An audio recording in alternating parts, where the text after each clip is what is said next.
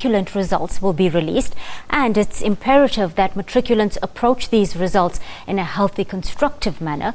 Also critical is how to curb levels of anxiety and stress after the release of academic results in cases where learners have not performed as well as they wanted to. For more in studio, we're joined by counselling psychologist Jeremy Bayer. Good afternoon, Jeremy, and thank you for making time for us during the holiday season. Thank you for having me. Jeremy, of course, an emotionally taxing time for our matriculants, and we do want them to approach this in a very constructive manner. How should they be handling it all? Well, the first thing to do when you hear your results, is to not just solely rely on the newspaper. Go into the school to make sure sometimes there's a typo or a mistake that happens. So that's the first thing. Secondly, if there is a bad result, firstly, for the family to be as supportive as possible, to not judge, to not say your life is over, to be as supportive as possible.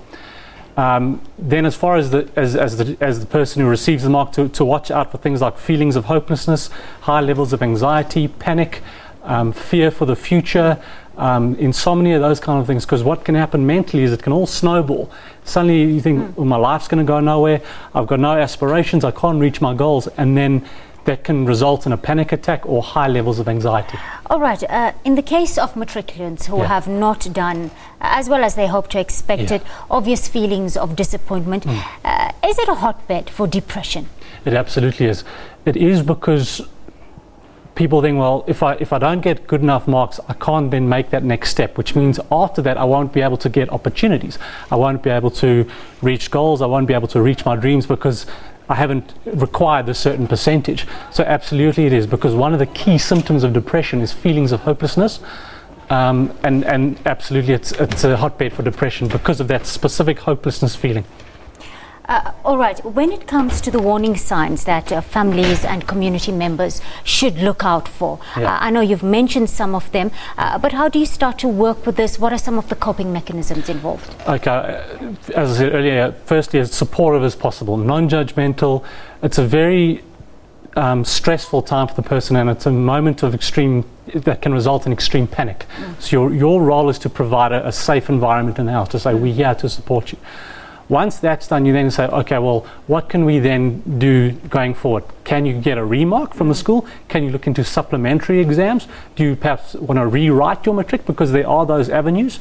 Or you can accept what you have and then say, okay, what goals can we set going forward for next year? How can we revise our plans? In other words, to make it as solution-focused as possible, perhaps not in the first week, but maybe 2 or 3 weeks down the line. Because you don't instill a feeling in the child that this is the end of the world. That is the number one thought. My life is over. I've got no hopes, no dreams. This is the end. Solution-focused attitude after that initial panic or that initial tough period is a way I would go about it. Just on that point, of course, the next hurdle for matriculants is charting a way forward. For those who've qualified for bachelors, it's about choosing the right sort of career or degree to pursue at a university or technikon. But do these prospective university students have a thorough mental preparedness for what's coming? Some do. Look, I mean, I know a lot of them have student counselling centres in various sizes. UJ do, Tux do, etc. But the question is, it has to be a proactive effort from the student counselling centres and from the students. Remember, personal growth is not just I got 70% or 80%. Personal growth is meeting new people, meeting people of different cultures and races, learning about your profession, not only in a textbook, but asking questions to people. That you have to embrace the university experience in its entirety, not just through a numerical percentage. Because that is, it's not just about getting a mark, but it's a life lesson. It's about growing as a person. As a psychologist, for example, I would never have gone into this profession if it was solely about marks. I've got to meet people. I've got to learn. I've got to cope with adversity, those kind of things. So it's a holistic experience. Yes, focus on your marks, but manage that time with going out, meeting people, and embracing the whole experience. Thank you, Jeremy Bayer, a counselling psychologist, joining us on the SABC News Desk. Thank you so much for your time. Time to take a look at your weather details now.